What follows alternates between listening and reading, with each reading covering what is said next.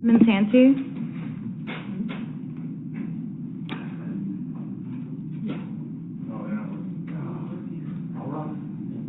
Ours is working.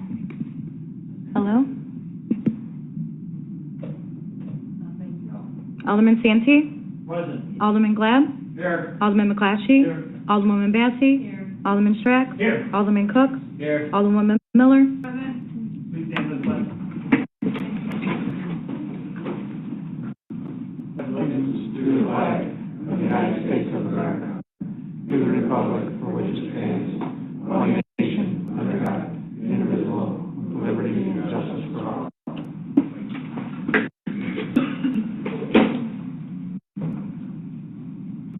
This time I'd like to ask council if they'd like to pull any items for separate consideration. Seeing none, for a motion to approve 5A through 5G. Alderman Strack. So moved. Thank you. Second. Alderman Santee. I'll second. Thank you. Any discussion on these items? Alderman Glenn. Mayor, I think it's important to mention the fact that, would have liked to see on the, schedules, maybe we could look at that for the following year. Number one, big gap, like December 18th, which is January. Yeah, 4 weeks. Council meeting. Also, another thing that bothers me is we talked about the annual meeting, and it's the last of April, and it actually could be the first week of May. When you have a new mayor come in, you did, back, 6 years ago? Yeah. A long time ago. You wouldn't want the prior mayor to have made the selections and appointments, before you take office. It's fine if they work with us, if they don't, if you make appointments that maybe you don't agree with. I think, you should, for the following year, move that to first meeting of May.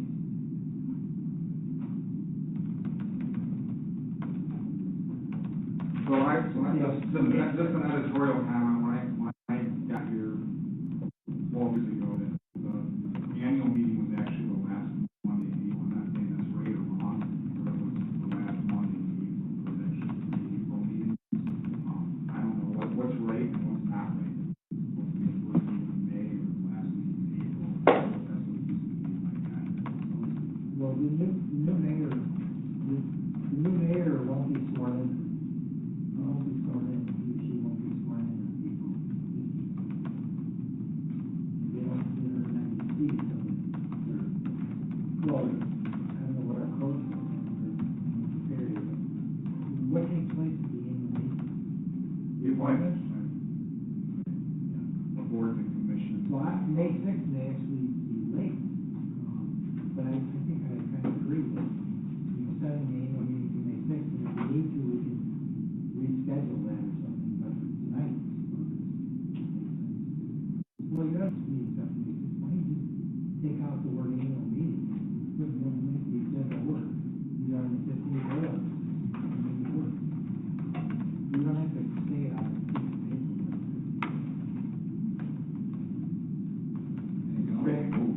You know, I have no problem with it. Or more importantly, maybe set a special one, but I would just leave. Any other discussion by city council? Clerk, please call the roll. Alderman Strack? Yes. Alderman Santee? Yes. Alderman Glad? Yes. Alderman McClatchy? Yes. Alderwoman Bassey? Yes. Alderman Cook? Yes. Alderwoman Miller? Yes. Thank you, council. I forgot, I apologize. Is there anyone, from the public that would like to make a public comment of items that are not on the agenda this evening? None? Okay, thank you. 6A, Class B liquor license, for 4 Egg Hospitality LLC located at 3307 West Elm Street. Looking for a motion to approve a transfer of a Class B liquor license from Windmill Pancake Parlor Incorporated to 4 Egg Hospitality LLC for the business located at 3307 West Elm Street. Motion. Alderman Miller. I'll make the motion to approve the Class B liquor license from 4 Egg Hospitality, or to 4 Egg Hospitality at Windmill Pancake Parlor. Thank you. I'll second. Thank you. Discussion on this item by city council? No? public comment regarding this item, 6A? Seeing none? Clerk, please call roll. Alderman Miller, Yes. Alderman Cook, Yes. Alderman Strack, Yes. Alderwoman Bassey, Yes. Alderman McClatchy, Yes. Alderman Glad, Yes. Alderman Santee, Yes. Thank you, Council. Next item on the agenda, 6B, is video gaming license for 4A.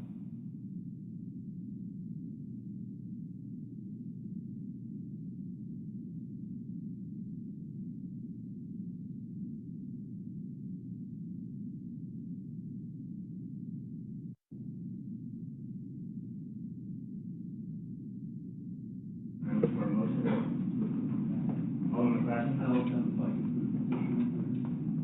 Let's go ahead with the motion.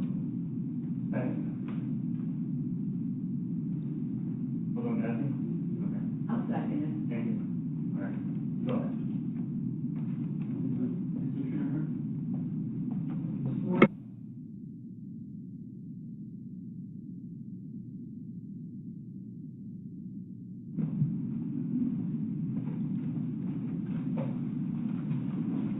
This is on the video game, the liquor's already been approved. Yeah, thank you. Sorry we're late, apologize. Video games and stuff. Okay, thank you. Yes. Thank you.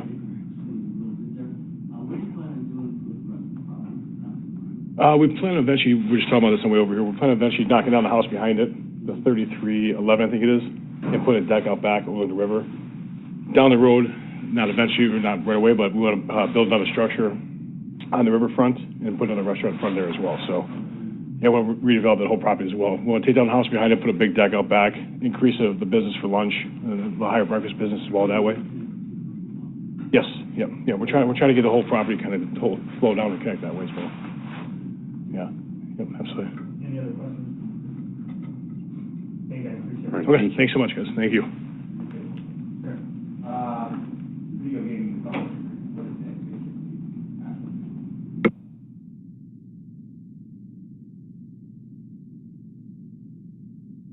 So 8 years ago now, so it has to do with the signage, especially the windows, so that signage is facing the streets or external hoarding sign. It has to do with the limitation on that signage. It also has to do with the partitioning inside, that it has to be partitioned off, typically it's a half wall, double glass above it, or some sort of a separation. It doesn't necessarily have to be a completely separate room, but it does have to be visually separated. And the idea there was that the families came in, that the kids wouldn't see, or minors wouldn't see, video gaming going on. And then the third thing is something that really, is kind of a big point, is cameras. And they're required to have cameras on games anyway, by the state and the operator, so that's one thing that we're worried too much about, but it's mostly the signage and the partition. Aren't those in our ordinance? No? No, we came up with a separate video gaming agreement just for that. I don't think it's in the ordinance. There's nothing in there about those. That was, we did the agreement after the fact. I'm just thinking that maybe it would probably be good down the future that we actually create an ordinance that stating that revenue is greater next year. I mean, things do happen, and we just want to make sure that it's covered. So maybe we could be looking at an ordinance down the road. For the status, we'll see how difficult it would be to add it to the video gaming language. No. That doesn't have to be a separate agreement or something you walk with, yeah. Any other questions? Represented by council? Open up for public comment regarding this item. Clerk, please call roll. Alderman McClatchy, Alderwoman Bassey, Yes. Alderman Santee, Yes. Alderman Glad, Yes. Alderman Strack, Yes. Alderman Cook, Yes. Alderwoman Miller, Yes. Thank you, council. Good luck and thank you. We appreciate it. Next item on the agenda is 6C, is a Class A liquor license, SW Sales LLC located at 4005 West Main Avenue. Motion to approve the issuance of Class A liquor license to SW Sales LLC for a business located at 4005 West Main Avenue, Unit L. And if approved, pass an ordinance amending Title 4, Chapter 2, Alcoholic Liquor, Section 6, subsection D1, limitation of number of licenses. Look for a motion to approve 6C. Alderman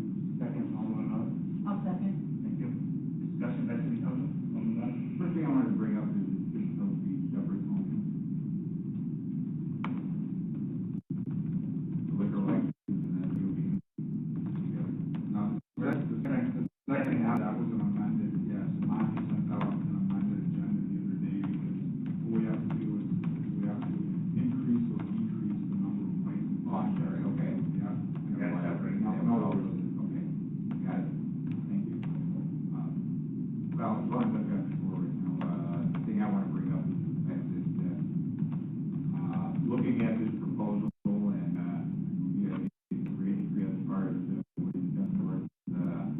However, looking at this project, we see more that is like a,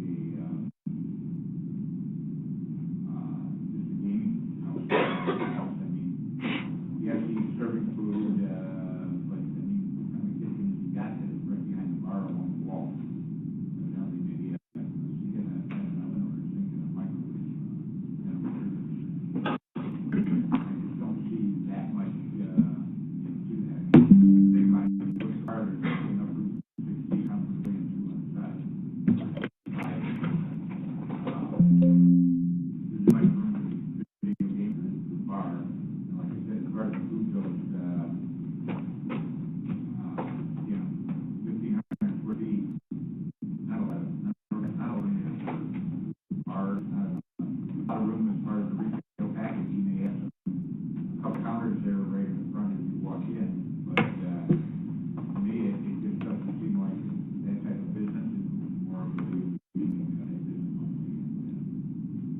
I can't support that. Thank you. Alderman King. Petitioner here, got a couple questions.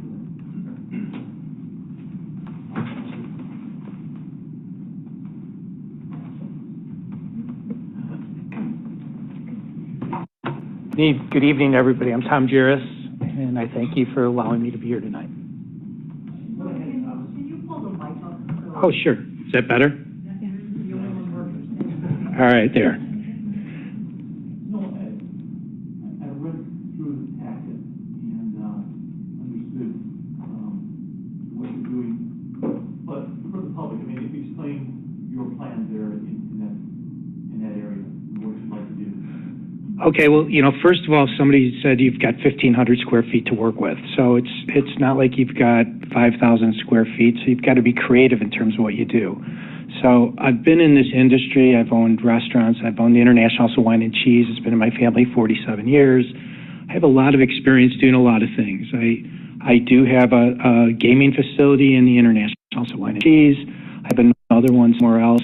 So I know what to do, and my vision is to present something to the people of McHenry that's a little bit different and better than what's going on currently. So it's important to me to always different and better because I'm always looking to be a little unique and be progressive in the workplace and in the marketplace rather than being following suit as to what's going on. So when I looked at that location, and I look at what's around, there really isn't anything creative with my experience of my 40 plus years of experience in the wine business and in the high-end cocktail business. And I'm trying to create something that's fun people to go, spend a little time, spend a little bit of money. In today's world, with the economy the way it is, it's very difficult for people to go in something and get out of the house and not have to spend a fortune. So that's kind of my thought process there. Yes, I'm not going to have a full kitchen, but you can be creative with the food that you serve using, an air fryer, using a variety of things to have unique things that make the experience fun for anybody that walks in. Yes, there'll be video gaming. I want to have monthly a themed event, at least once a month, where people can come in and sign up and you teach them how to make martinis or you do something with wine. I want to be progressive to the air and do things that other people aren't doing. So I don't know if that answers your question. To follow it up, reading through it, I definitely, like maybe some of the other elected officials, I did have some concern about just bringing in a gaming facility, but it seems like your presentation and what you placed in the packet and how you explained it came across as you're planning on doing some unique things like what you just explained. So I appreciate that, and I look forward to that. And by all means, just you're stating a certain presentation here, and I just want to be able to enter your establishment in your future, and that's happening. Mm-hmm. And it's not just a gaming place and you've got a bottle of beer and that's it. Apologize. No, I understand your concern, and I think it's a valid one. And then if I can focus on one thing, in your drawing, you've got the front door, and then you've got this, the people that, color, you can see it, it's a blue area, it's a light blue area. You know, it says, front of store earmarked for retail space, shelving, displays, which I've seen it at your facility up north, so I have a visual of what you're trying to do there. You know, when I looked at that, I thought to myself, hey, maybe, listen, I'm not your business, so I'm not gonna tell you how to run, but maybe that could be a potential for having some high top tables, you know, around there instead of the retail. Not saying to change it, please, like I said, I'm not in the business, that's the first thing I thought about. Mhm. That, well, to make it a little bit more different, you know, let's put some high tops so people can kind of sit away from the bar and maybe enjoy, if you're gonna do some wine tasting or, you know, cheese, whatever, you know, that there's a place other than just kind of the six stools at the bar. And I just wanted to express that, you know, when I think it's a good thought. And, you know, I've learned in the 47 years, you can go in with one idea and, you know, the public's what dictates to you how you're eventually going to be and what you're eventually going to do. And that may be the evolution of what happens. And you can't force things down the public's throats. You have to work with them and give them what they want. So I have a vision, and I think it's a good vision, but no means is it hard in place that things won't change somewhat. And the final thing I want to say, and I'm just 1 of 7 here, but if you follow along with your plans and things are looking like that, then, you know, I'm very comfortable with a facility like this, but every year, a place like this has to come in front of the council to approve the licensing. So bear that in mind that, you know, if you're changing 6 months down the way, you know, you might be without a license next year. And I don't want to be so, I'm just telling you. No, I mean, you're bringing something in front of me that I do know already. And the reality is that, you know, when you your name up there and you're given a license and you're lucky enough to get it, if I do get these things, you got to make not only you but the citizens of McHenry happy with what I do. Thank you. I appreciate it. Thank you. Any other questions? Tom, thanks for being here. You're welcome. Obviously, you and I have spoken about this, and I am in strong support. I think your 47 years of doing what you do gives you a leg up or a step ahead of someone like me who doesn't know a thing about running a high-end anything. In one of our conversations, you had talked about the wine tasting, and you had talked about your incredible collection of high-end stuff that you were going to bring here. You didn't talk about that as much in your proposal, so could you share that with my council members, the conversation that we had about your collection and your idea of bringing some of that specialty stuff here that we might not see in your proposal? Well, the first thing is doing it within the laws of the state of Illinois and what you can do and what you can move between different areas. But part of what I do very well is I work with the distributors, and most of the guys that are decision makers are the guys I started with in the industry. So, you know, they've risen to being, you know, the sales managers and presidents and vice presidents. And there's been so much consolidation in the liquor and wine distribution network that it's really nice for me to be able to get on the phone and be able to do this. So part of that is the access of what I'm offered. So I'm offered all kinds of stuff that other people are not offered. And it's a bonus for me and a bonus for my businesses. So I think that's kind of what we talked about, Sue, and having the opportunity to have some stuff that other places just won't have because they don't have the opportunity to buy it. And certainly that will be a part of going back to my business mantra of being different and better than everybody else. That certainly will be part of what I want to do to bring people in the door and make them happy.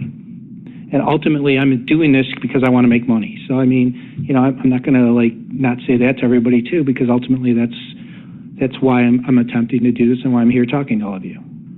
Thank you. You're welcome. Any other questions by council? Alderman Webb? Point the fact that Alderman asked in the past up, could you wait a year before, video gaming?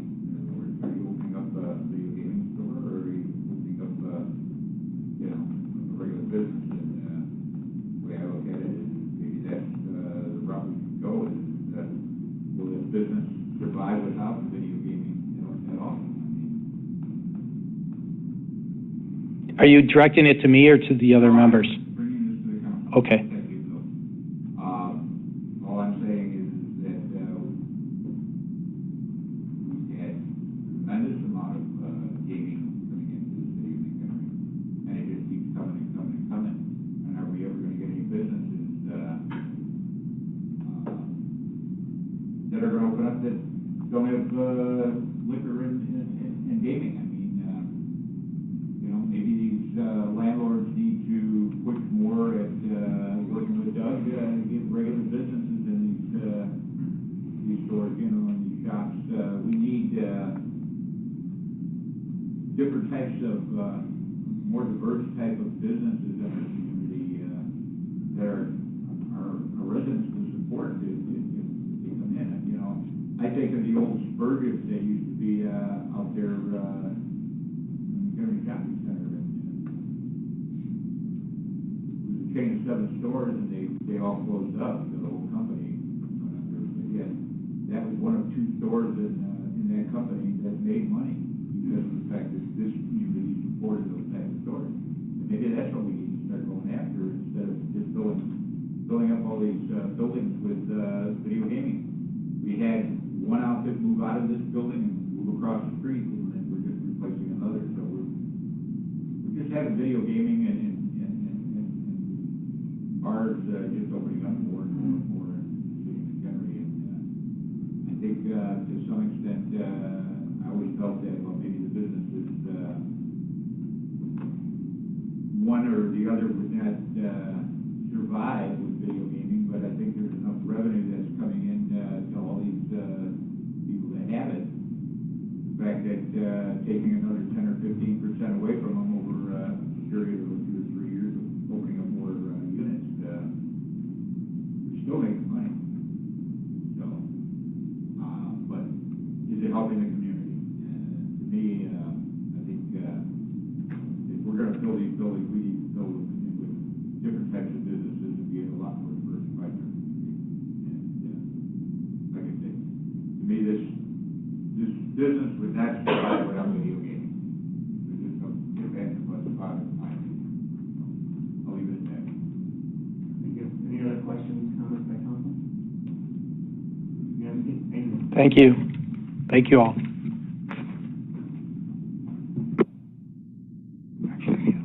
right, open up for public comment. Is there anyone from the public that would like to make a public comment regarding this item? See none? Let's just call the roll. Alderman Santee, Yes. Alderwoman Miller, Yes. Alderman Glab, No. Alderman McClatchy, Yes. Alderwoman Massey, Yes. Alderman Strack, Yes. Alderman Cook. No.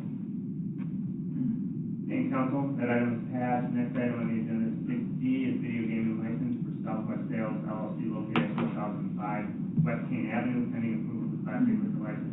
Just approved. Motion to approve a video gaming license to Southwest Sales LLC for a business located at 4005 West Kane Avenue, Unit L, subject to a video gaming development agreement with the city of Richmond. And if approved, pass an ordinance amending Title 4, Chapter 6, video gaming terminals, editing Section 4-6-8, subsection A, number of licenses. I'm looking for a motion to approve. Alderman Miller?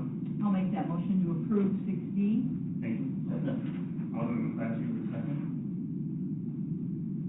Discussion, questions by council? Is there any, one from the public that would like to make a public comment regarding this item? None, clerk, please call the roll.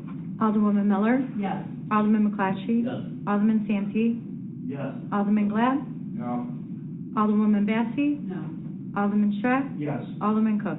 No. What was the count on that? 4 to 3, 4 yeses. And then it's passed. Thank you. Appreciate it. Thank you all. Next item on the agenda is 6D, is Kensington Drive is alternate bid, to 2024 road resurfacing program. I am looking for a motion to add Kensington Drive to the 2024 road resurfacing program as an alternate bid project. make the motion. Thank you. Alderman Glad? I'll second. Thank you. I added this, I talked to Alderman Glad, who's been pushing this for the last, 8 years. I've heard it for 6. So we wanted to go ahead and get this on there and, get this, part of the bidding process. I've talked to, Director Works as well, so hoping that we can just get this approved and, get it out. So, thank you. Any questions, comments? Director Works, you want to say anything? Well, Mayor Jeff brought this to me, Kingston obviously been talking for a long time. In June, it was brought in a separate project, I was asked to look at it a different way to look at it would be to already add it as an alternate bid to the already approved 2024 road program, and then assuming that it fits inside our budget, then it would get paid. If it would not, it would be over budget, then it would be cut and not get paid, stay in the 2025 projection. Yeah, I know in the past, the comments have been made that, when we have a program and we need to follow it, rigidly, and, basically, I went back and looked at the 10-year program, and, one of the things that it brings up is the fact that, after 2023, that, we as a council are to look at, the streets and make changes as we deem fit to do. So, to just say that, well, we have a specific, how would you say it, a specific, schedule on all those roads that can be done all the way through to 2030. And, the thing is, it does leave open a coordinated policy, for the council to make changes if they deem fit. And, more than anything else, putting them on this, again, it depends on the, being that it's an alternate bid, it depends on, how things come out, whether or not we'll have money to. That's put correct. that on the street anyway. That's good. Alderman Santi, go ahead. So with our regular bid, if we come out and have $100,000 extra to spend, then where's it coming? It would roll over, the MSD fund would roll over to the following year, we would add it to the full budget for next year. So we wouldn't take it to a different road that's a lot less than Kensington? And No. add that onto the- So, Okay, all right. And if we get the money, according to our rating program, Kensington is on 2025, but there's a certain amount, and I'm not sure of this, but there's a certain amount of streets that it would basically leapfrog that are rated, in worse condition than, you know how many roads that is, streets? 13. So, and those are, and I'm not sure, because you said there's a few roads that were taken into 2025 already, correct? Last year's road program was under, so we had MSD funds, we were estimating $2.2 million for the road program last year. Then I get the full number of all the funds, so we ended up getting about projected $2.8 million next year for the road program. So we took what was projected from the following year for the next roads by rating and added them to the 2024 program. So there's definitely some roads in different wards. I know for sure 3. I think there's 1 and 1, and I'm not sure there's other wards too that it would be required.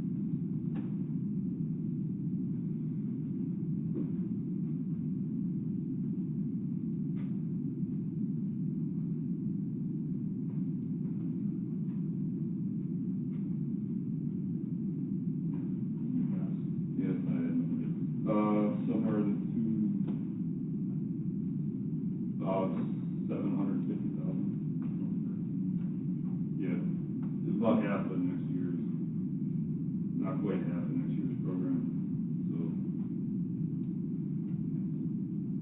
Just my follow-up is like, okay, so, you know, the council members are comfortable, we need, you know, council went in from 1, 2, 3, 4, 6, and 7. Okay. 1, 2, 3, 4, and 6, and 7, so everyone that's within 5.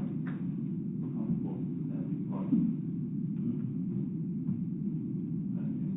Yeah, no, I understand. And it is a very expensive road, and it is a busy street on Grant. And I just, you know, God bless it, we find, you know, that extra, it's almost gonna be $250,000, right? 250. About 200,000. The one thing that I'll add is a couple years prior to the 2019 rating, we did a whole bunch of patching on that road, in-house patching, which made that road way higher. So in the past years, it's deteriorated faster. Had we not done those patches, my opinion is that road would be paved already. Well, that makes sense, because I, see other roads a lot more than that, more than that, so you're definitely, you know, ready for us. I understand that, thank you for that. Any other questions, comments? Alderman Bessie? Ward 4 is in full support of Kennedy 2 being repaired in 2024. I'm very happy it's finally done. Alderman Bud? Yeah, I just wanted to mention the fact that, I know before you were director, your past board, we had discussions towards the end of the fact that, one of the things about Kensington Drive, and there were probably a couple other streets in the program, that when they did the surveys, they counted them as just plain regular side streets and not as connectors or, you know, Kensington basically, it's impacted by more than just the neighborhood there. It's impacted by people even on the other side of Boone Creek. They come across the bridge down Large Edge and come out to Kensington to go to school. So, I mean, there's a lot more traffic that Kensington takes than the average side street. And that's how it was rated when the ratings were coming through. So it really is, kind of got neglected as a thoroughfare. Classy going. So what was this, 250,000? It would be, we already have the 2.8 million as the projected budget for next year. So if you look at the last couple of years and what we paid per mile per road, it would come out of that 2.8 million. And we're gonna, it would, if it comes in, the numbers come in the same, we should have that 250,000 to add this road into it. Meaning the budget, you know, the bids will come in under that 2.8 million by that number or a little more than that. If you look at the numbers that we got last year. My concern is to set the program up so we don't, and that's what we're doing tonight, we do. So, I can't. Alderman Bud? Yeah.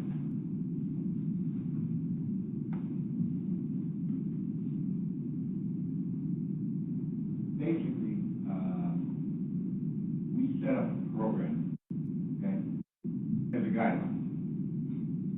And because every year, and Director Work, I'm sure will back me up on this, and that's every year, changes happen on all our roads depending on certain criteria. I mean, certain roads will fall apart within a year or two, and others might, you know, be in the same rating, might last for another 6 or 7 before you see a lot more deterioration. You just don't know.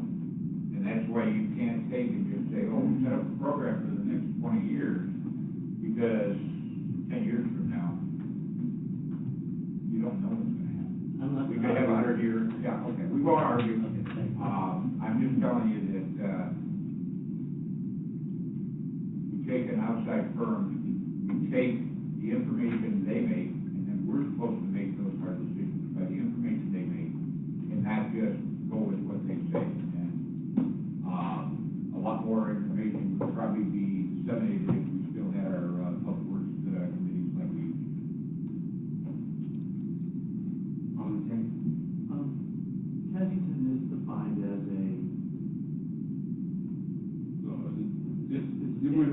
have standard roads and then they have baby routes. It's not an FAU route. What's a thoroughfare? Is that an FAU route, or is that something? I mean, I think Andy's referring to is more of a busier street, Yeah. the one with more traffic. But as, when we look at it, you know, we have roads that are designated as FAU routes. You know, Orleans Street is. Green Street is also. Green Street, Crystal Lake Road. Yeah. Where you get other funding too, right? Yes. Yeah. Those are available for the SDG.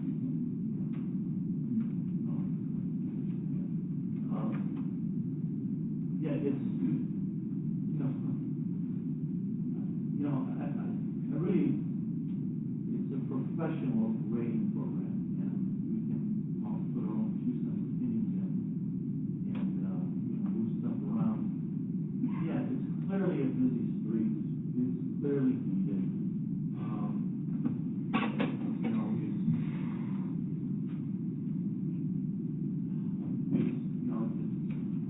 It's tough to, to leapfrog that much. And I know maybe the patching even put it in behind where maybe it shouldn't have been, but the patching was done.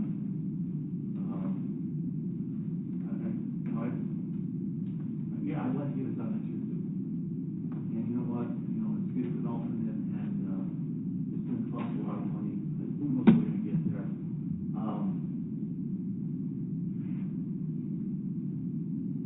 I don't know if anyone else has sense of thoughts on this, but, I think they got Fish Street's my neighborhood that, they're they're not thoroughfares, but, yeah, they're cut throughs. And I think every ward has cut throughs, we gotta deal with it. One of my streets was done, the other one wasn't, so part of their cut through is still on. I'm gonna have to wait on that. That's all I have. Everybody else has any questions? Thank you. Any questions, comments by council? Alderman Miller?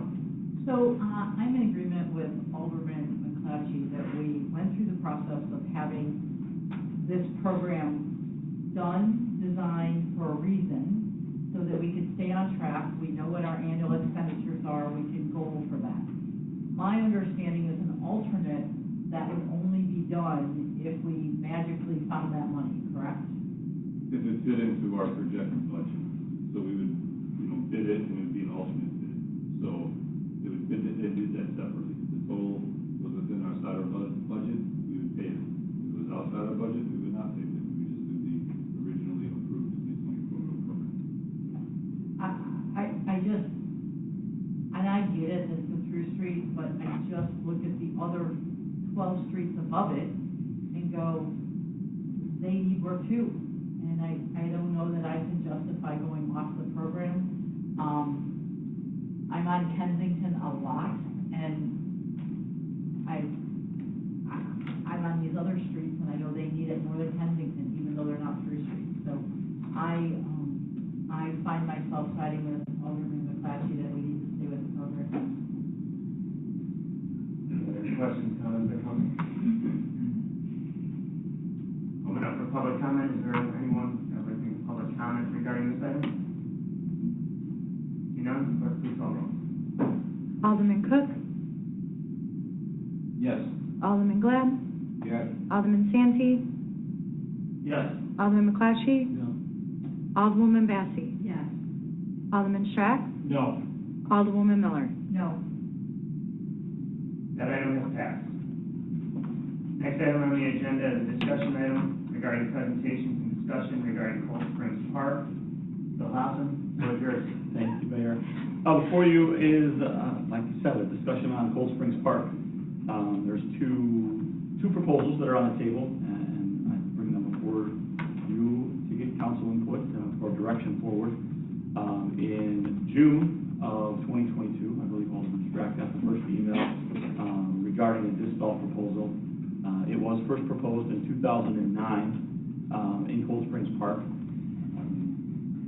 That was initially approved and then brought back to council by someone on the winning, one of the councilmen on the winning side, and voted down.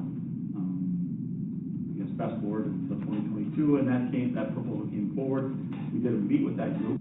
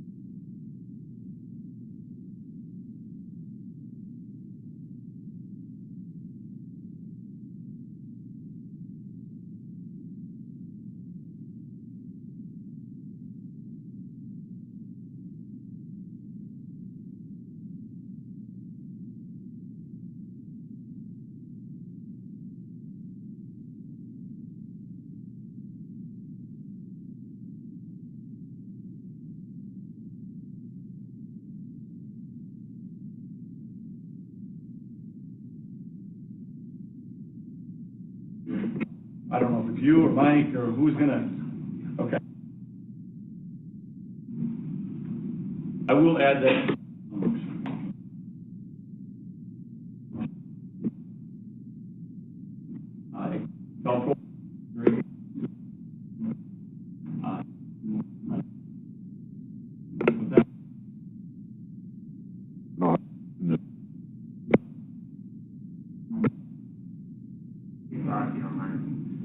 All right, well, thanks for your time tonight. My name is Mike Castiglione. I'm a resident of the lake.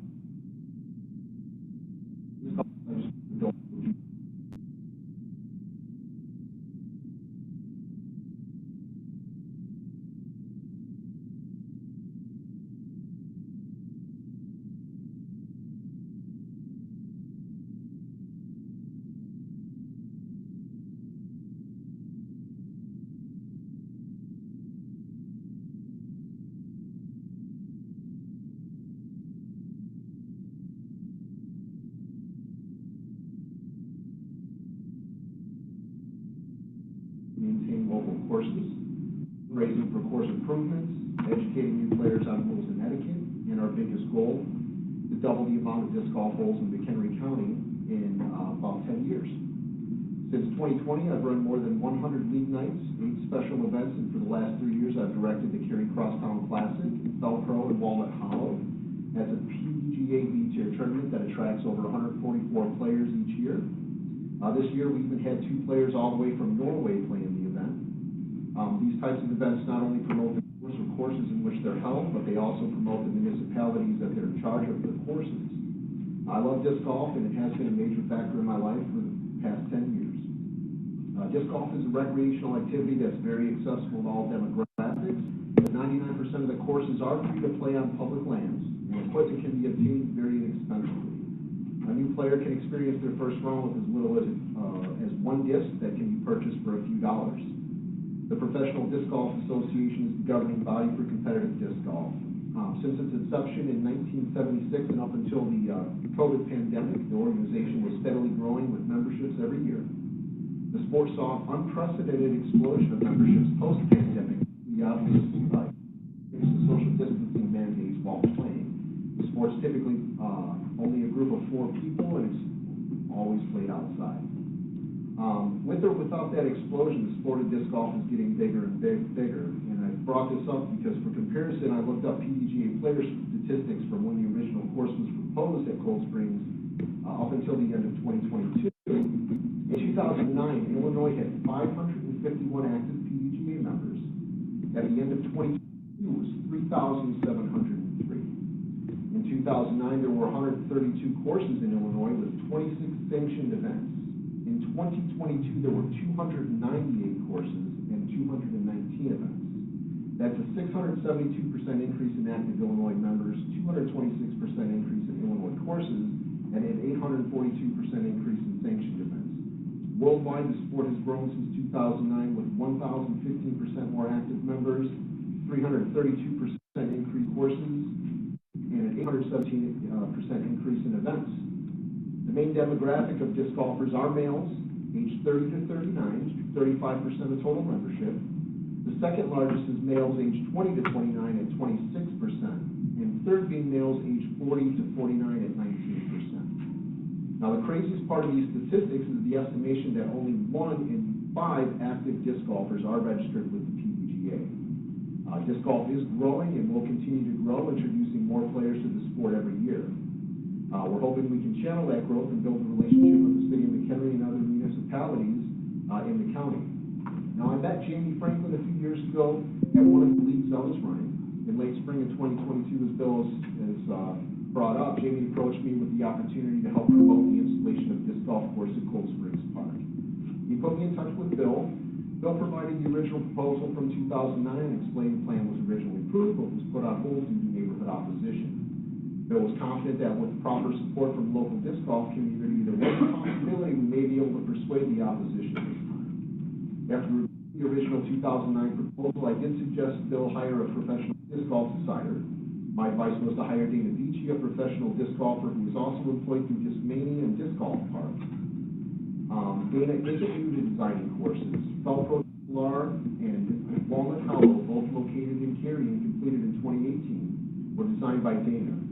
These courses are both extremely popular with disc golfers in northeastern Illinois, and the reviews of courses in a 25-mile radius of McHenry put both courses in the top 5 courses of northeastern Illinois within that 25-mile radius. Within that 25-mile radius is another course called Rolling Knolls in Elgin, another top 10 course designed by Dana and completed in 2014. So all 3 of those courses have come up since 2009. Now, the original 2009 Cold Springs plan listed a budget that was mostly covered through donations from local charitable organizations. The plan also proposed installation to be performed by local volunteer disc golf groups. Now, not only am I confident that we can raise the full amount of funds to cover the cost of installation of the course, I'm confident the ever-growing disc golf community will step up to volunteer and their time to install and help maintain the course. Now, as a group, the McHenry County Disc Golf Stewards have been volunteering their time with McHenry County Conservation District through their generous volunteer program. Members have become site stewards through this program, with many of us getting certifications to use chainsaws, build and burn piles, and experience with eradicating invasive species such as honeysuckle and buckthorn. We do run about a dozen work days through the year at Felpro. As an organization, we're ready and willing to work on the Cold Springs site to prepare for the installation with minimum involvement of city resources. I'm very happy to be here tonight because I can finally get my chance to speak with you all in the council. It's my understanding that some of the opposition is in regards to funding of the course and the use of city services. I am confident we can raise enough funds to cover the cost of the course and with a minimal supporting role from the Park District maintain the course. I'm going to go in, I am going to address a few remarks about disc golf that were posted by residents opposing the course a few months ago. It was a post on National Disc Golf Day from the McHenry County Conservation District. There were some negative remarks about disc golf on that post, and as we know, Conservation District has nothing to do with the property. So one of the comments insisted that disc golf discs travel at over 70 miles an hour, endangering pedestrians and trees. Well, first off, only professional players regularly throw this fast. Additionally, the only way pedestrians are typically endangered at a disc golf course is if the design forces players to throw over walking paths. Professional design takes these paths into consideration and will ensure little interaction with other park users. Proper maintenance of the site will ensure the removal of invasive species, which are much more dangerous to trees than frisbees. Since the Felpro course fully opened in 2018, we have not had to remove any trees that have died from disc damage. Another remark mentioned the effect of a disc golf course on native animals' habitats. Now, I can attest, as most disc golfers will, that we regularly encounter wildlife out on the course. Rarely are they bothered by our presence, and most seem to be used to humans enjoying the habitat. In my understanding that Cold Springs is around 50 acres, which is only a small percentage of a wild turkey or white-tailed deer natural habitat. Now, in conclusion, I just wanted to quote Ben O'Day, the Parks and Fleet Supervisor for McHenry County Conservation District, from a UDisc article published August 15th of 2022 about the Velcro course entitled, "Illinois Course Shows Disc Golf and Conservation Can Go Hand in Hand."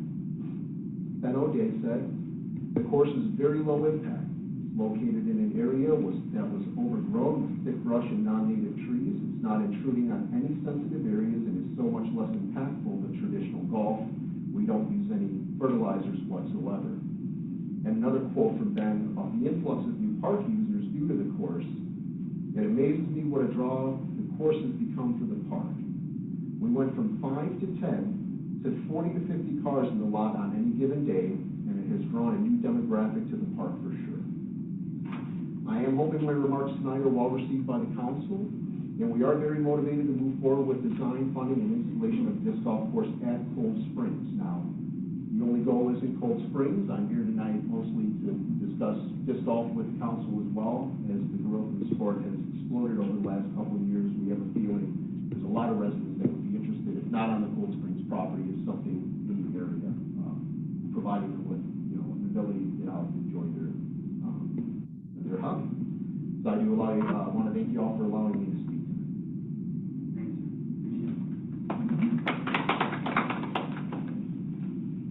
So I'm not sure if you want to ask questions about that, or you want to hear both proposals and then ask questions after? Okay. Hear both first, and then, so Kurt, I'm not sure if you or Ivor or somebody else, Lisa, is going to present? Yeah, I'm gonna be first.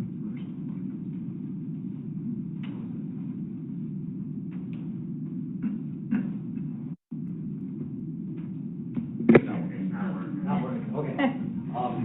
Thank you for your time tonight. My name is Ivor Johnson. I live on 317 Coral Court, directly adjacent to the Cold Springs Park parking area, which has 14 parking slots.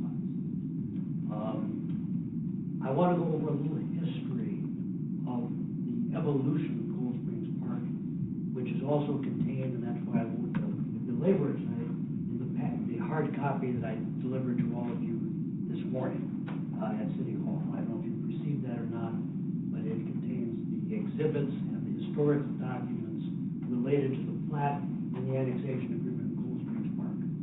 Before going on, and this is my own personal observation and experience, I'm familiar with Velcro. It's supposed to be an excellent course. I'm familiar with lip bowls. It's supposed to be an excellent course. I suggest all of you look at aerial photographs of both Velcro and Lippet to note what you see and what you do not see.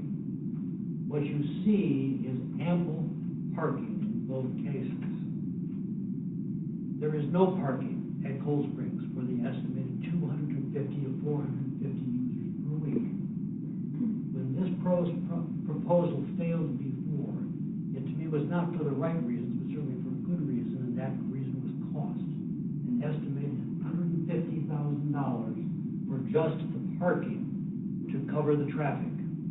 That was 2009. My guess is that would be over $300,000 today. But back to the history of Cold Springs. Cold Springs Park evolved out of the annexation agreement with Windsor. Part of that annexation agreement, which is in your package, says the owners will convey and dedicate to the city of McHenry for unrestricted public use services. That property becomes preliminary plat as open space, wetland, detention, and pedestrian access will be designated on the final plat as outlined, which it is. A reduced copy of that plat is in your packets as Exhibit A. The annexation agreement providing for the dedication is in Exhibit B. That plat, that annexation agreement is a covenant between the city of McHenry and the future owners in Parks Bridge Estates. I'm one of them. Some others are here. One of the set of documents in your exhibit is Exhibit, I believe it's C, which contains affidavits from Stan Sumner and other residents. Stan Sumner was a long-term resident of Park Bridge Estates. He was also the liaison between Windsor and the city of McHenry when the annexation agreement was being negotiated and the plat approved. Sumner was a man who was in the room when it happened, and his recollections of what happened in that room and the understanding are contained in You then went on for obviously final plat approval, the park exists, the park has been neglected, I think we all agree with that. For years, there was one study after another, first being the Management Learning Laboratory study, which assessed needs. That study said the park district should ensure it provides opportunities and spaces for the residents to participate in activities related to the environment and outdoors. That's what CSP is now. Why would we want to change that? Why would we want to ruin that? The study highly emphasizes the popularity of jogging, walking trails, biking, outdoor nature-related activities. We shouldn't ruin what we have, we should make what we have better. The Parks and Recreation Department Comprehensive Plan, Park Open Space Plan, is in Exhibit E in your package. I direct your attention to that. The plan recommends certain actions regarding CSP.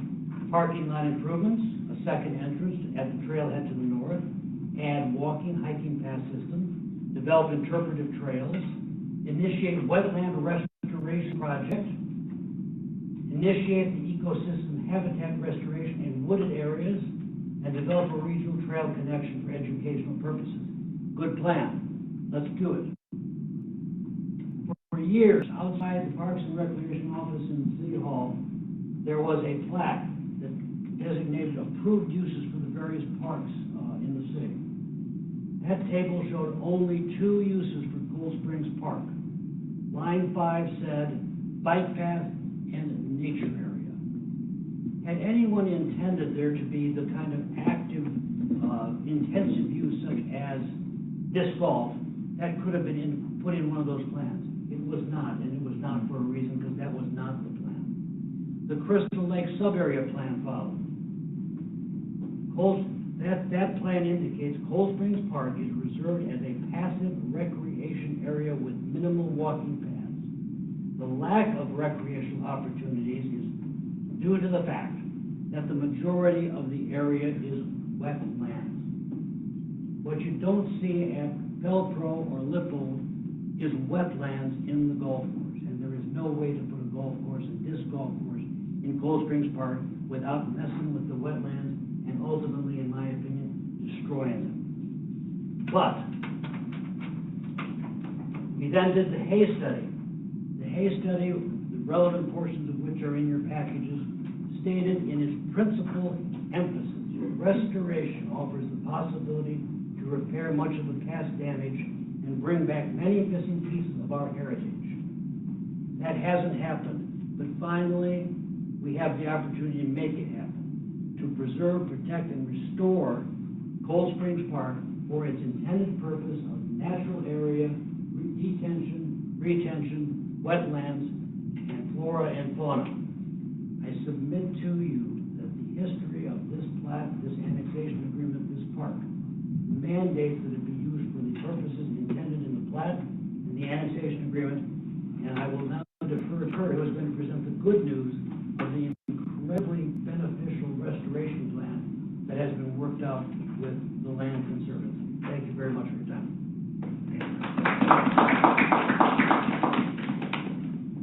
Good evening. Thanks again for your time and the opportunity to present. Thank you, Mr. Hodgson, for putting our proposal in the packet. My name is Kurt Pepe. I'm one of the original homeowners that I referred to. Lived in Park Ridge Estates for 22 years, and I was one of those people that was promised that Cold Springs Park would stay a natural area. So, but I'm here to stress that that Hay plan was presented to Lisa Hatterling. Director Hatterling is here. Lisa, would you stand up, please?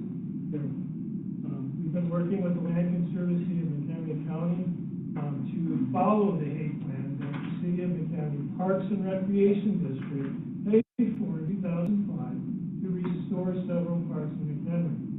And so, in the plan that was distributed to you,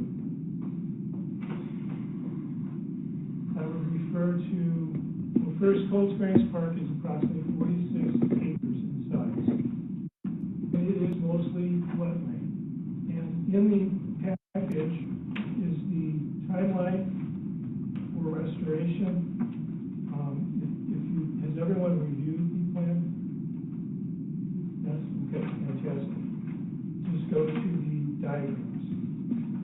conceptually, the most important thing, if you look at Appendix B in the proposal, you'll see areas 1 through 6 are highlighted. 2, 3, and 5, according to the Hay plan, need to be reunited. There's invasive growth there. There's crabgrass, crabgrass. There's just a lot of invasive species that are there. Need to be abated so that the water can flow between those areas, and that will restore the wetland. All that area, the lower part of area 2, all of 3, and most of 5 is wetland or sedge. Now is the dry time. We've had drought the past couple of years. In normal seasons, this is all underwater, and it's out in muck, and you'll sink literally up to your knees in area 3. And area 3 shrinks and grows with the groundwater. I said because we had all intentions to present this plan to the city council ourselves, we didn't understand that we'd be here this fall. We had no mention in there about other items that really weren't germane to restoration. And so I wrote a very quick addendum. And in the addendum, on the second page, it shows the stormwater drainage. All of the stormwater from Park Ridge Estates drains into Cold Springs Park. And so there's a stormwater path, if you will, that's highlighted in blue if you look at the addendum on the second page. It says stormwater drainage. Area 3 is always underwater, and that's where all the cattails are. And then there's a small berm in area 5 that follows the existing bicycle trail. And so that area, the stormwater will drain slowly out until it gets up to the Commonwealth Edison substation. There, in periods of increased rain, the water will flow across the path into a creek that's on the other side of the bicycle trail. And right now, it's not, well, it's probably flowing today because we had quite a bit of rain. But all that area up by the substation is underwater. And so it's important to note because much of the layout, the disc golf covers that area. And so it's underwater. And you'll sink up to your ankles there. So the proposal, in summary, has the timeline that goes up to 2026. After 2026, we hope that the restoration efforts would be complete, and at that time there'd be prescribed burns every 2 to 3 years and regular maintenance in concert with the Conservancy, TLC, we call it, the Land Conservancy of the Pentagon. All work would be supervised by them. The Friends of McKenna, Cold Springs Park are the group of neighbors that live in Park Ridge Estates, who we contacted the Land Conservancy for their direction and supervision. And again, Director Hatterley is here, she helped write the plan. They would have work days, supervised work days, so it's not going to be a bunch of residents out there not knowing what they're doing. This will be supervised by them. A restoration ecologist has been assigned to the plan, also helped write the plan. And so all work would be done with the restoration ecologist. So there's not going to be a bunch of people that don't know what they're doing. It will be years and years of experience to restore the park to its natural beauty. In the proposal, the estimated cost, there's some minor costs for gloves, safety goggles, lockers, padlock, and then if needed, of course, we'd have to work with the city of McKinney to find out if brushing assistance could be offered, what we can do with brush, should we burn it, should we pile it, all those details can be worked out. Or we can rent the equipment to do that, to pull it in there and shred and then use that for the bicycle trail. Herbicide application has to be done in the state of Illinois by licensed professionals. And so TLC has a lot of experience with Red Buffalo Nursery, and they're the ones that do the application. So the estimated costs are there for herbicide application, all within the guidelines from the state of Illinois EPA. All the contact information is in the proposal for land conservancy of McHenry County, with Darlene's there, and the restoration ecologist, Megan Lopeza. So if you have any questions after the presentation, feel free to reach out to them, or also they're here tonight if you have any questions to ask directly to them. My information is there, as long as Ivers, and you're familiar with the plans, all that was presented by Ivers. So in closing, we're very excited for the opportunity to work with the city of McHenry to restore this neglected park back to its natural beauty. It has been terribly neglected since I have lived in McHenry, and it would be great to have it pristine, with the wetlands flowing again. Something to be very proud of. Thank you. Oh, and by the way, before I go, just want to let you know that I am a disc golfer. I love the Felpro course, by the way. I do. It's a fantastic course. These are drivers. These are drivers that we use in disc golf. It's not like the regular Frisbee. This is a driver that weighs 175 grams. And so these are used on the fairway. And I beg to differ, every single course that I've ever played on, any trees that are there are damaged by these discs. It's just a fact of life. Felpro, if you call the McHenry County Conservation District, they will tell you that the trees in the fairways are trees that are really not trees with value. They're not oak trees. They're not beautiful hickory trees. They're other trees like box elder and trees of that nature that don't have great value because these damage the trees. They just do. It's just a fact of life. Go to Little Park and walk through the golf course, and you will see all the damage on the trees that's in the fairway. And I know, just like most of the time, I'll go to Adler Park and play because there's not trees in the fairway. The other night, a whole course there. I feel really bad about hurting trees. But I just wanted to share that with you too. Thank you.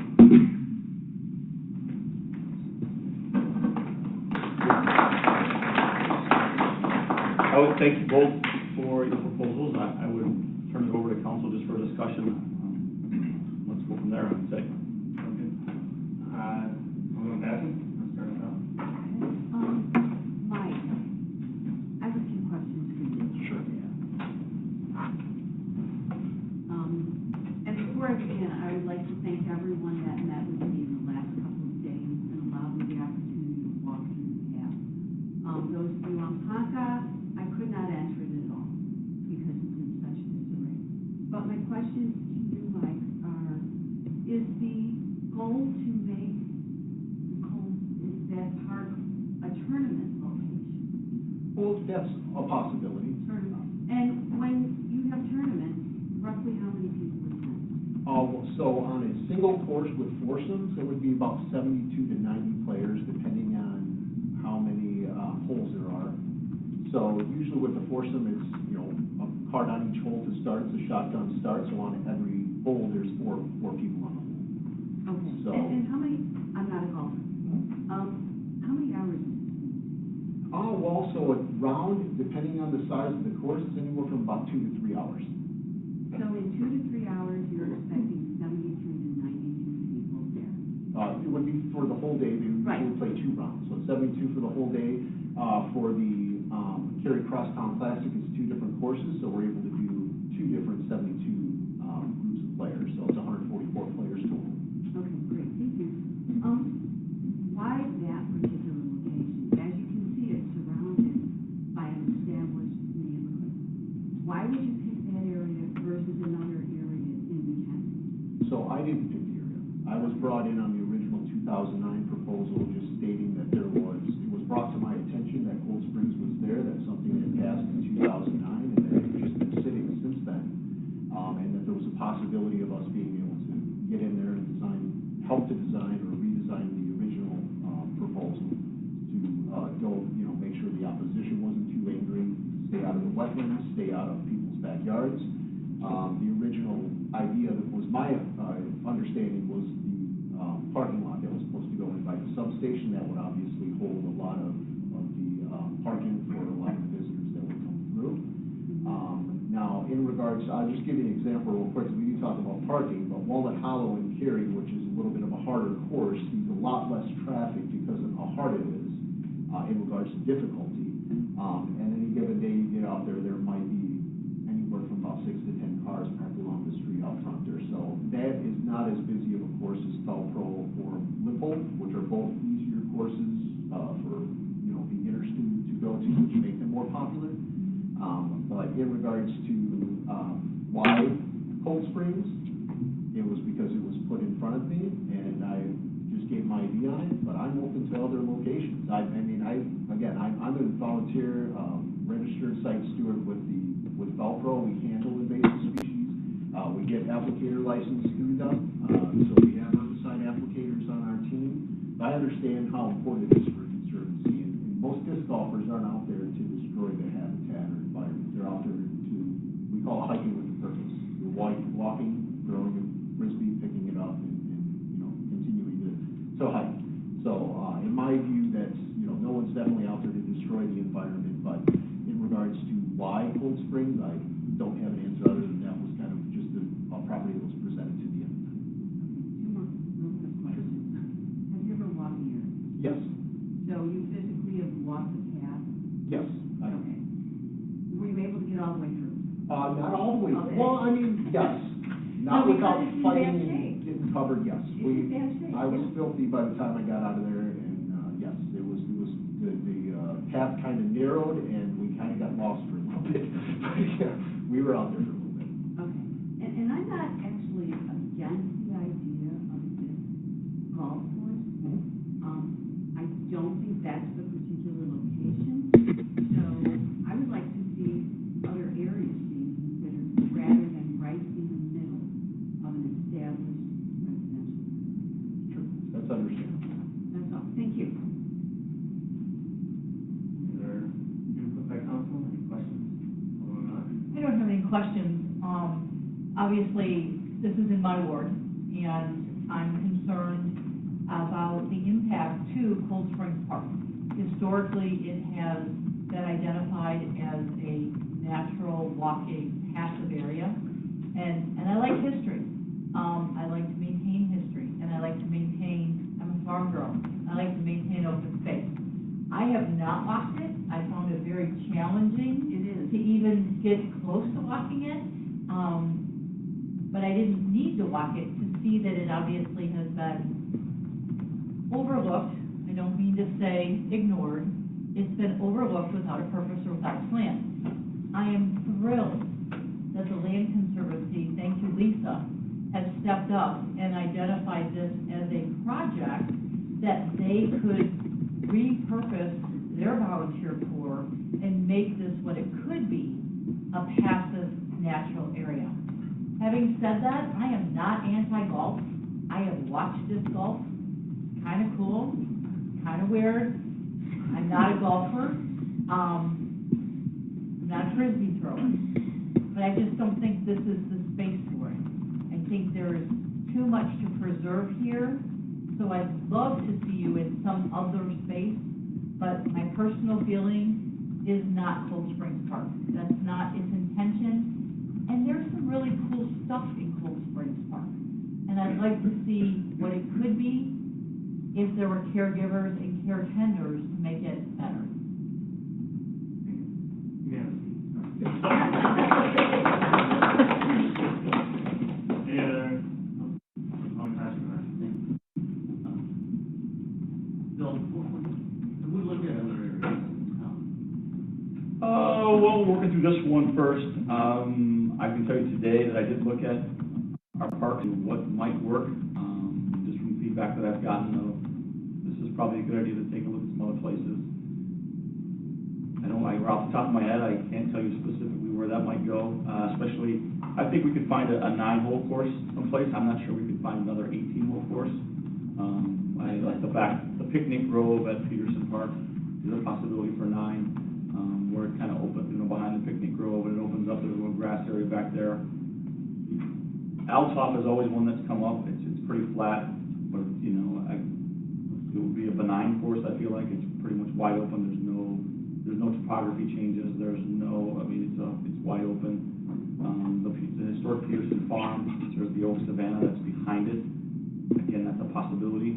In terms of just space, even out here over at Knox Park, next to the skate park, is a possibility for a 9-hole course. I know we looked at possibility of some bike path or a bike plan or bike park, but that's another spot that does offer some topography and some space, but probably for a 9-hole course. So yes, is the short answer of other potential courses. Yeah, I walked, Sunday morning, I walked through that, and there's some ankle breakers out there. Was that path ever recognized? Well, I mean, I would say our goal is to get in there once a year. Again, it's not used a whole lot. I can't say 100% in front of all of you that we've been in that once a year. But there is a main path, and within the last 2 years, I've personally walked that path and some with our maintenance. Even back to 2017, I think 2018, I think Kurt and I were out there and walked, right? It was right in that area that we did walk the path, and that winter time is a time that we'll get in there and try to clean up some of those things when we're not fighting all the vegetation, because right now, it definitely is a challenge. Any other questions, comments? I'd like to make a comment real quick too. Can I address the board, is that okay? Sure. So I came in, and I know you guys are looking at a certain area, but as an outsider looking in, I fell onto disc golf in 2021. Just a hiker out there looking to get in shape, looking for trails, finding some of these trails that are probably overgrown and stuff like that. Started out in a course in Elgin called Rolling Nose they're talking about. And it was a trail that was just kind of broken down and not used, but I was always seeing all these cars in the parking lot and people getting out, using the park and using the recreation. And I didn't understand where they were because I never saw them on hiking trails. And all these people were playing disc golf. And I fell in love with the sport and started playing it myself. But part of it is being out in nature and using your parks and using your recreation.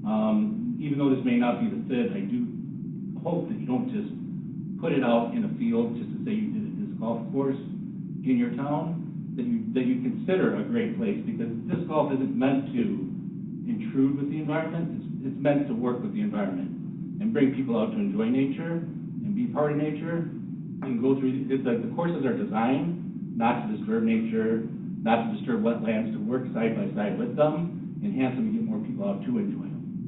Your park right now has been neglected. No one's using it. Now that there's a course going and everybody wants to fix it. This was an opportunity to fix it, to bring it in. You paid professional developer. This guy that you guys paid to come in is a world-renowned disc golf developer who looked at your territory, made sure he didn't disturb things, and put things in the right place. So it's not just a bunch of people wanting to put baskets in your wood and ruin your wetlands. It's well thought out, and I think it's a great opportunity. I work with a lot of veterans in the neighborhood. We get a lot of them out. I became partners with Mike at a tournament for veterans that gets veterans out in the wintertime when people aren't out. The walking conditions when people aren't out walking and supporting groups. And we do the honor flight here in McHenry. We supported 4 veterans from this community in McHenry to go on the honor flight through disc golf. So I think it's a great opportunity for you guys to do it however you do it. But I wouldn't just put it in a park or put it in a field where it's convenient for you just to say that you participated. I would look at the development that he's put into it and keep working with Mike to try and get a really nice course, because that's what's going to drive people here and make disc golf better in McHenry. Because right now, Crystal Lake, Cary, Hoffman Estates, I've been to 49 different parks in the United States. They're in Alaska. They're everywhere. There's none in McHenry. You guys aren't represented, and you're not doing anything in getting people into these parks and letting them enjoy them. So I just wanted to say that. I'll just add to that, I think a really good point on Alderman Strack and I also had that conversation of, it's never a situation, as Parks Director, I would say, put one in just to have one, just to check a box. It's where does it fit, and where is it a nice amenity for our residents? One of the points I want to make is that, well, I don't know, probably right around the time that Cold Spring Park was proposed way back when. The senior class of that year, or maybe the year before, bought and gave to the school district a 9-hole golf course.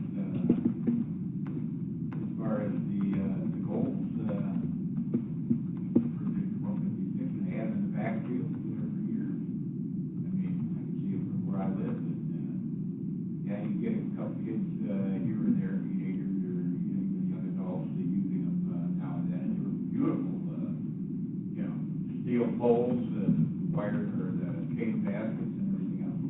They just disappeared. I guess there weren't that many people, and of course, you're clearing it up with the baseball fields and whatnot. So, you know, as far as there's how many people in the city of McHenry are looking to use this golf, I make you wonder. Now, I also think of, certain properties, yes, throughout town, that we lease out, farming or whatever, because of the fact that we really don't have a game plan for those properties. The Levy property that was donated to the city and whatnot. There's plenty of opportunities out there to find something. You know, we purchased the property, off of, for the detention, I don't know how many acres that was, for Lake Park. I don't know if that could be incorporated, you know, something like that, you know, multi-type property. But I think we were creative.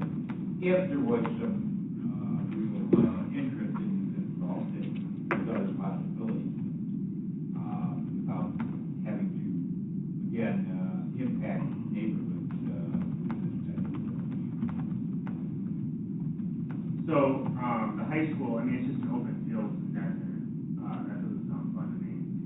But, I've actually walked a couple in the last, couple weeks. I've never been interested in doing this, especially when I was fatter and I didn't really want to go walk around places like that. But now I'm actually interested, after doing it. But, I do think we do need to meet with Mike, and maybe Bill, Mike and I can go and take a ride around the city, pick out some areas. I know we've talked about this. I remember 6 years ago, I came in the office, they're like, oh, don't even mention Cold Springs Park. I'm like, oh boy, okay. Because there was obviously, Ivor, is that right? Correct. You know, you've been a big push of like, hey, let's stay out of Cold Springs. So I knew that from 6 years ago, but I do think this is something that the community needs. I've talked to a lot of people that do it on a regular basis. One of my personal employees does it every week. So I do think that we do need to meet and figure out what parks work and how we can get it funded and how we can make it a good course and hopefully an 18-hole course, right? So that would be ultimately my goal.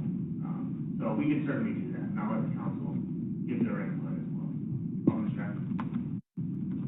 So both groups, again, talked about outdoor activities, walk trails, nature area. We talked about the annexation agreement and that it was supposed to be earmarked for that. And I can totally understand where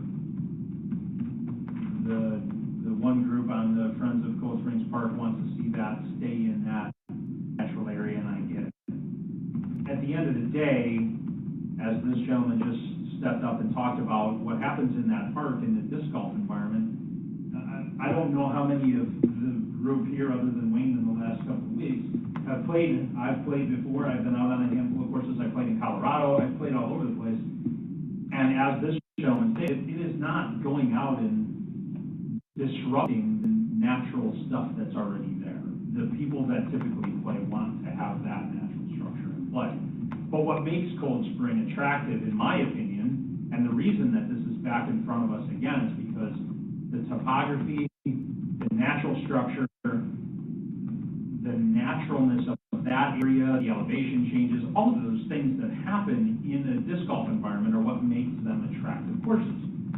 So, as Alderman Glad just stated, oh, there was baskets at District 156. Yeah, you're right, there was. But no one wants to just go throw in an open field because there's nothing tough about that. So I'm sure those baskets didn't get used because they didn't really want to do that. I see lots from both sides of this, both of these groups on what's attractive and what's not.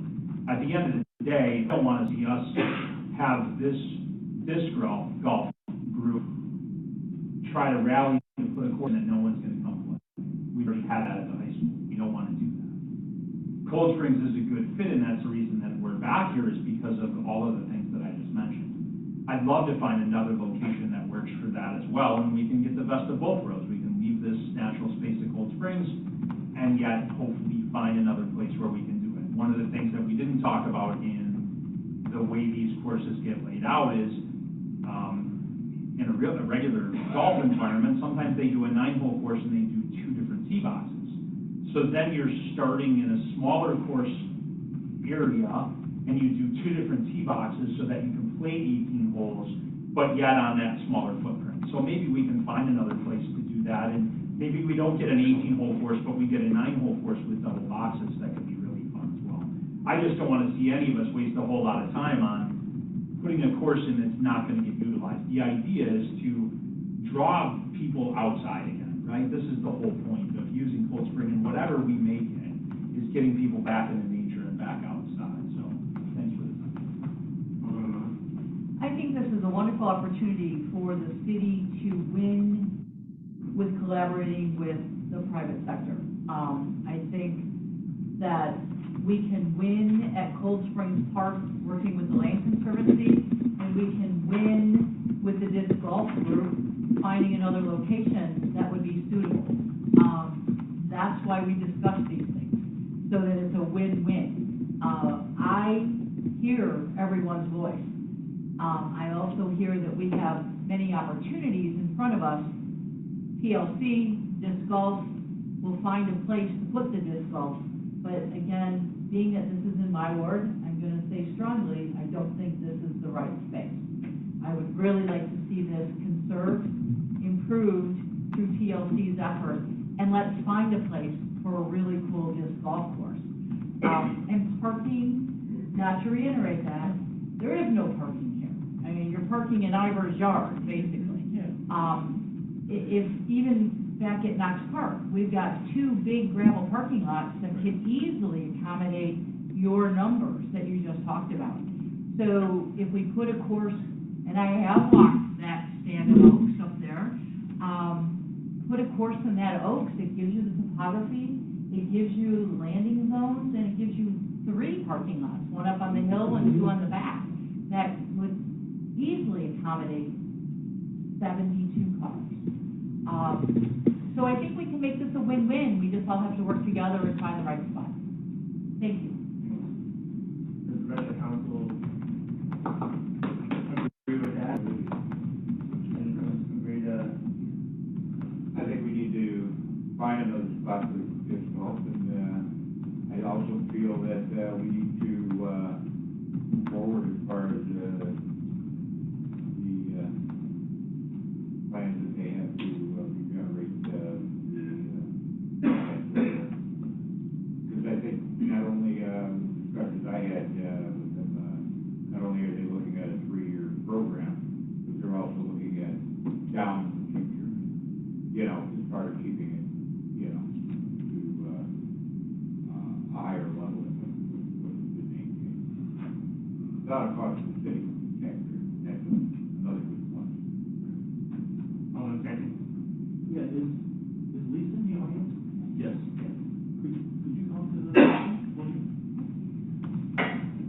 And while she's not here, I agree with pretty much what's been said here. I honestly don't have a way either or in regards to that piece of land. I think it just all would be excellent there, but I'm not going to lose sleep over it. And Lisa, thank you for coming tonight. So in the proposal, volunteers, you can do some work, you're going to clean up the place and make it more suitable to be able to get activity back there. Correct. Be bikers, joggers, walkers. Correct.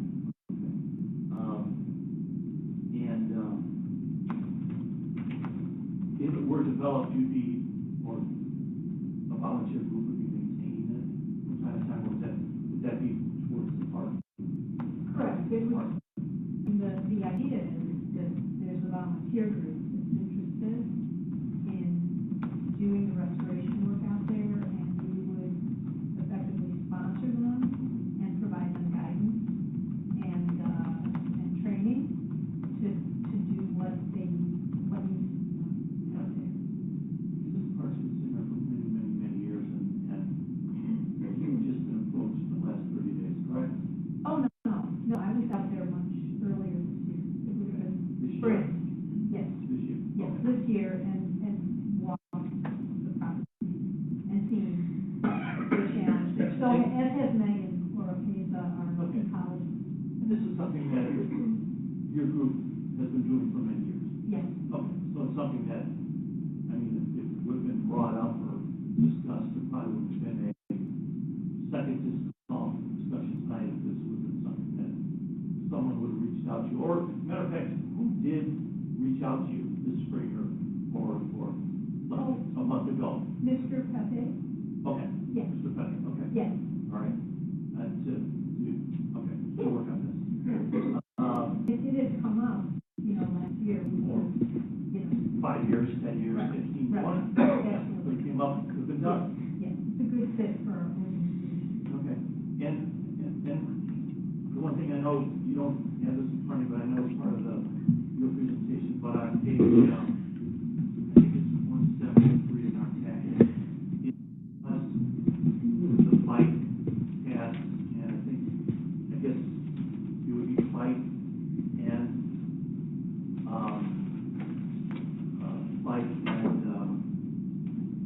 walking path, correct? Appendix B? Yeah, it was, yep, that's it. Okay. Yep. So we're connecting from the bike path, the main bike path that goes through the county, Yes. up through the park, Yes, and get out onto Foghorn. that's what it looks like, yes. Okay, all right.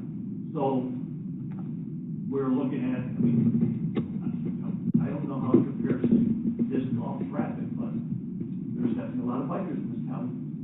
And, that could be a pretty good travel route. I want to make sure that the neighborhood understands that there'll be some traffic there because biking is growing, especially through the pandemic. And, this is the way, this is a clean way onto the major bike path in the county. So I just want to make sure that, that everybody understands that and, agrees with that. If it's done. And, just back to, maintenance and kind of cleaning, which, I don't know how long it would take to really kind of clean it out. A year, a couple of years maybe? Oh, easily, yes. Yeah, It's a large park, and Good. it needs a lot. Yeah, and I mean, you gotta look at the whole park here, because there's definitely some unique places to be cleaned up, because, definitely, there's been filtration of things like fire pits and trampolines that need to be removed. So, and that's something that makes sure we, everyone understands that. Yeah, I'd love to see it just called, of course, but I understand that, it's something that's not gonna happen. Maybe we'll find a place like this that we can present as competitive just called in the future. But I look forward to walking and riding those bike paths. I thank you for coming forward. Thank you. Thank you. Any other questions, comments? Okay.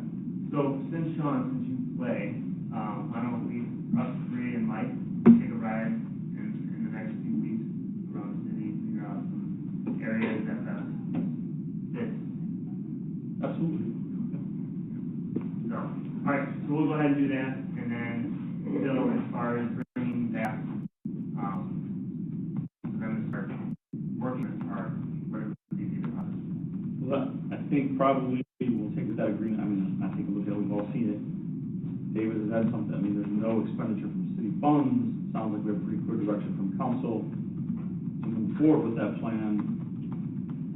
Any recommendation in terms of that agreement? Convey it. Convey it to the Conservancy. Okay. Take it out of our hands. If the land Conservancy is interested, then we can close. Well, I don't think we would give up the park. Yeah, I don't think we don't want to do that, but just like Unlock the obligation, otherwise it's still yours. right.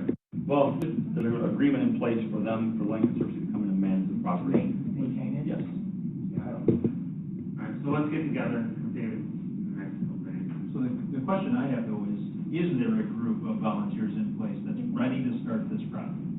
That is what's been told to me. Well, we don't have a list of names, we don't know the amount of bodies yet. Do not. Okay. We are coming, I would say, to their advantage, to the advantage of clearing the park. We're at a good point to start that, especially as we get to the colder months. You can start jumping in on some of those things when all the flora and fauna are not there present, and we can start scoping that out. I'll take a look at that agreement. If need be, talk to David. If we need to formalize that, and bring it to the next city council meeting on November 6th, that is something we can do. If not, I'll have a discussion with the mayor, and we'll figure out direction forward. I think it's very clear from the council what the direction should be, whether we need to formalize that, agreement that's in the packet, then you'll have that before you on November 6th. Just a quick question.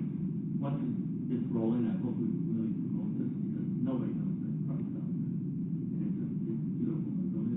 Those trails, being built, I think a lot of people enjoy it. Yeah, it is, definitely is a beautiful park, that's for sure, walking through there.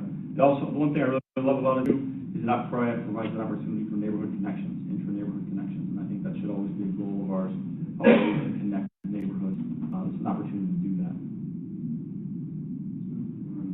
And I just want to say that I live in the Fox Ridge area, and I do walk Cold Springs up until it became unwalkable.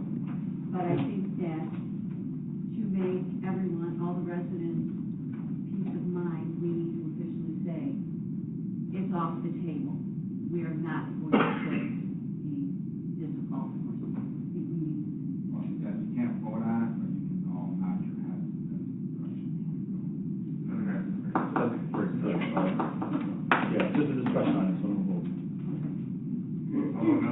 My only comment is that I have experienced and witnessed Lisa's volunteer corps in action. And they are an amazing group of individuals that care about the environment. I know, Lisa, you can probably back me up on all the projects you've done recently. Everything from counting milkweed to cleaning mussels in the nipper sink to working with the conservation department and the projects you take on and the people you assemble. It is really just amazing how you have, and I hate to say all those environmentalists, who you tell them they're going to help the environment, they show up and they work hand in hand. So I know the last time I experienced witnessing one of your groups, you had like 50 people out in the woods. So I think they can get it done if we give them the direction to do it. There's always the environmental defenders though. Yes. All right, thank you all very much for coming, and Mike will be in touch with you. Okay, thank you. Thank you, appreciate it. Any other staff reports? No? No?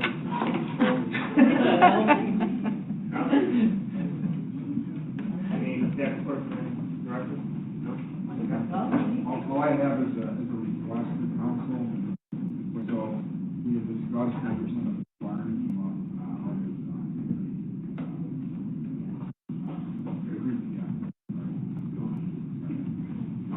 to discuss that on November 20th. The Parks Master Plan is actually coming up, and we'll have presented and discussed in council that night. So the question is, do you want them both on the 20th, or do you want the Park Master Plan and not only at the barn? It has the barn first, then before we look at that plan.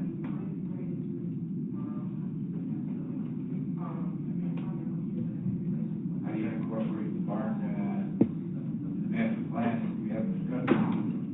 We'll let the council discuss master plan first. That will be part of like public surveys that go out, polling what our community would like to see, what activities they'd like to see. Most of our community doesn't even know the barn exists, really. Yeah, it does. Well, I guess my comment would be the barn, I believe the barn is a longer term because it's a 5-year lease on the barn. So I mean, nothing's gonna happen with it next year. Okay. Anyway, so let's incorporate it as part of the discussion of the Parks Master Plan, and then at least we can do some surveying on what the public would like to see, and you can get your input on maybe some stuff for it. Yeah, let's do the master plan. All right, guys, thank you. Any city council comments? Yeah, I've had, I think we've email from, homeowners, that had problems with authentics, in their neighborhood, next to it. I guess Saturday night, they had another huge incident where they had as many as 4 cars out there, older teenagers, maybe young adults, jumping fences and, damaging, Halloween decorations, vandalizing, well, I don't know about vandalizing, but intimidating, residents there, and one actually running out after them. Things are getting out of hand out there. I don't know what the city, I know there's a camera out there, I don't know if we caught that on the camera or not. The area, you have no knowledge of, well, the police department does, and there's a report because they're looking for twice out there. What I'm saying is. Were you there when there was more supply? No, I was. No, I'm saying. No. I was told that there was. Let's figure out that. Yeah, I would find out. I'll get you the information. But what I'm getting is, there are problems out there that are happening. Whether they're to the extent that the residents are saying or not is immaterial. There are problems that are happening out there. We improved the apartments out there. We took on the responsibility. It's our responsibility to make sure that the residents that were there are not totally impacted by everything that's going on. Because everything I hear, and granted, you know, you can hear a lot of different things. But I do have some facts as far as the video that was sent to me. It's a very short video, but still, there are things going on out there, and I think it's, we need to figure out exactly what it is that's going on out there. And see if we can't come up with a game plan. I did talk to about 3 or 4, I think 4 residents that have backed up to it, and zero issues. So, Really? yeah. So, Okay. That's not what I'm hearing. And I did everybody get the email from the chief? I mean, there was plenty of conversation around this whole email that went out, and the chief gave us the information that most of the things that were talked about were not actually Authentics residents. It's not all wrapped around the people at Authentics. You're not authentic residents that anybody could say that you were, or put it that way. Right. Okay, I mean. Right, so, but your comment is that this is Well, all the comment about is Authentics. whether they're residents there or not, but if there's entrance ways from their parking lots out to that neighborhood, that there could be areas that are open for traffic and everything else to cause, okay? Doesn't necessarily mean that there are residents in that apartment complex, but they could be using that entrance way as well. There are walk paths and everything else that they put in over there. I just think we need to look at it and make sure that, we can do whatever we can for those residents, that's all. We'll work on it. Yeah. Director Works, Chief Berg, and I have had several conversations. We'll be, when the chief gets back tomorrow. Yeah, I talked to the chief then also, over at the, there's a game plan. He's a resident out there, you know, he's happy to come. We'll get to the bottom of it. And one of the quotes, sorry, from the video that was also sent, quote, go back to the apartment, end quote. And it was a group of teenagers and young adults. So I do appreciate that you guys are going to be looking at that. So thank you. Okay. Any other city council comments? You done? At this time, I'd ask that the public, exit the room. We're gonna go into executive session regarding evaluation of potential employee hiring. Directors, you may all leave. HR director.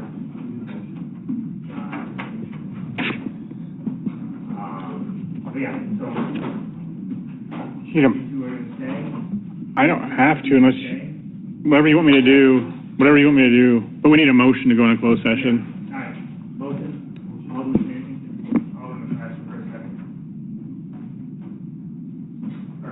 Alderman Santee? Yes. Alderman McClatchy? Alderman Glad? Yes. Alderwoman Massey? Alderman Strack? Yes. Alderman Cook? Yes. Alderwoman Miller? Yes. Thank you. Hold on.